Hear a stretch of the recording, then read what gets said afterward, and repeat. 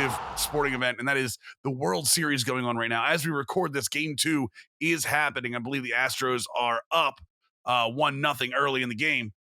But they lost last night 5-1 behind Charlie Morton's, I would say, gutsy performance in 2 innings, because Charlie Morton, for those who don't know, has a broken fibula in his push leg, for his right leg. He got hit, came back on the mound, threw 16 pitches, struck out 3 batters on a broken, sorry, Kurt Angle, a broken freaking leg before he was taken out. And then when he was taken out, he was seen apologizing to teammates that he couldn't go back in on a broken leg.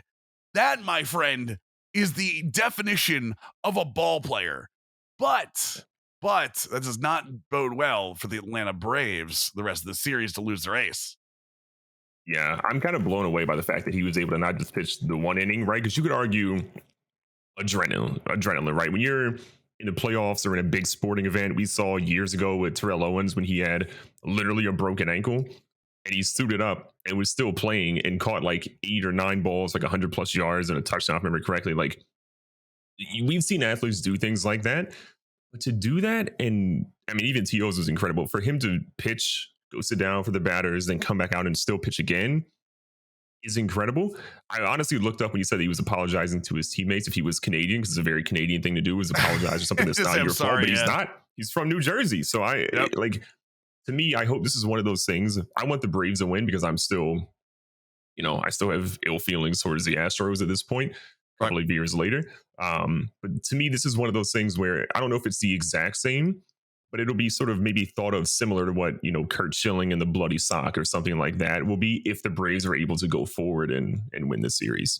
My prediction was Astros in 6, and I'm going to stick to that. I believe the Astros still come back and win the series.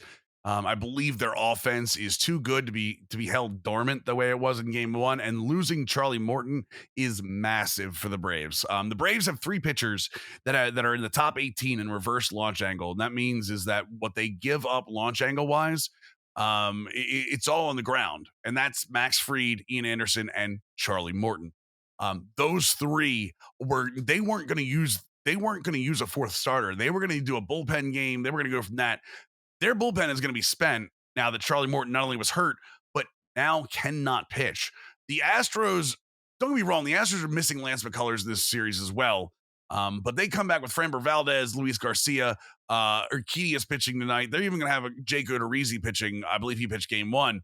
I think the Astros bullpen keeps them in the series, and I think the Braves bullpen might be the reason they kind of fall out here. Braves are extremely hot, but they are still an 88 win team, the lowest win total coming into this playoffs.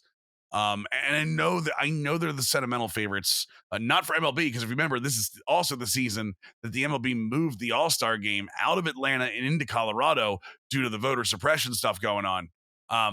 All of that being said, MLB doesn't want to be in Atlanta right now.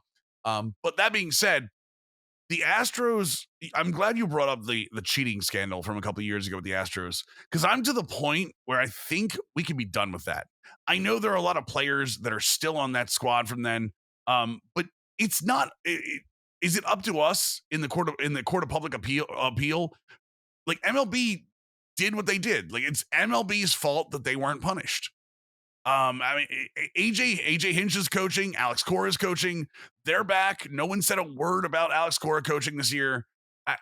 Are we really to the point? Like, do we still have to worry about holding this team accountable for cheating 4 years ago? Absolutely. So what would be a proper punishment for the Houston Astros from 4 years ago?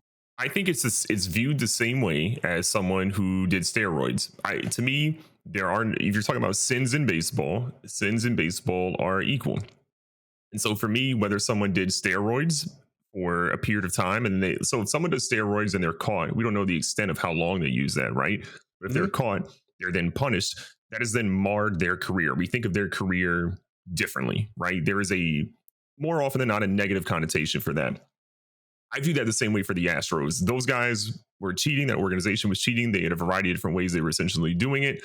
I don't want to just say, I know that time does heal some things, but for me, it's just because we're 4-ish years out, I don't want to say, oh, you know what, Altuve, Correa, all those guys, you're good. You know what, you paid your price or whatever. Like, I still want to have a negative connotation to them, because if they were okay with cheating once, there's always going to be a way that someone does it, right? Sports are about competitive advantages. People will always find ways to sort of like cheat. Mhm. So I still will. It's not something where I'm going to. I'm not actively rooting against them, but I won't actively root for them. So in a Do you situation where it's like actively someone else in the Braves or someone else in the Astros, I root for the other team. root against Tom Brady still? Or is You know Tom what's Brady funny? kind of yeah, that's what I'm saying. Do you actively still cheer against Tom Brady, or has Tom Brady done up? So I will say this. Let me just. I'm actually going to give you an out before you answer this. Okay. Is the way Tom Brady handled this better than the way the Astros did? Because the Astros were very upfront and combative about it. Like you could tell Bregman, Altuve, those guys when they came out publicly, they were reading off a piece of paper and walking away. There was no questions. There was nothing. Brady has made almost jokes about Deflategate, about when it happened. He's made jokes about the Patriots cheating. Belichick has made jokes about the Patriots cheating. And Brady has just gone on and kind of become a social media darling.